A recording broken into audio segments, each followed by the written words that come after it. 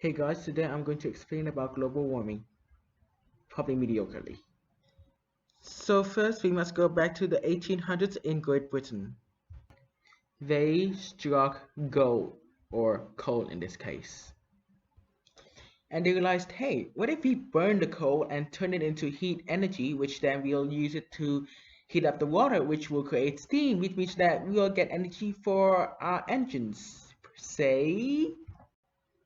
This sparked into the Industrial Revolution, the first, and it impacts to our lives today.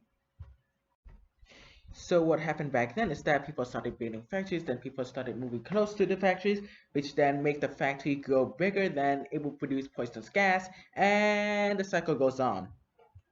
But still, there must also be a way for things to come out of the factory, for things to come into the factory, and to make sure that all people feel the same weight for polluting our planet and killing ourselves at the same time. Thus, there are cars, planes, ships, all other kinds of vehicles that were born, and they all emit CO2 or carbon dioxide. So, if you don't know, the Earth gets the majority of its heat from the sun, and it has something called an atmosphere to trap in all this heat, which is literally a ball of gas surrounding Earth. And the problem is that once you release any sort of greenhouse gases, CO2, methane, it would go up to the atmosphere, make the atmosphere thicker, and honestly, it's the equivalent of giving Earth a blanket. So now you can imagine Earth with a blanket while being set on fire. Yikes, didn't like that. And this is caused by the rise of greenhouse gases, especially carbon dioxide, within the last century or so.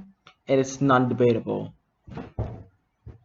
So where does this lead us? Are we just here to suffer? And the only difference between us and an older generation would be the fact that by the time we suffer, we'll be old enough to understand the whole thing, and we'll start to regret by the actions we didn't do, which only grants us our one wish, the sweet release of death by devil himself. Fortunately, as the old adage goes, with every problem comes a solution, and I think we've probably hit one right here. Drum rolls, please. Reduce CO2. Probably other greenhouse gases too. And probably reverse the damage along the way too.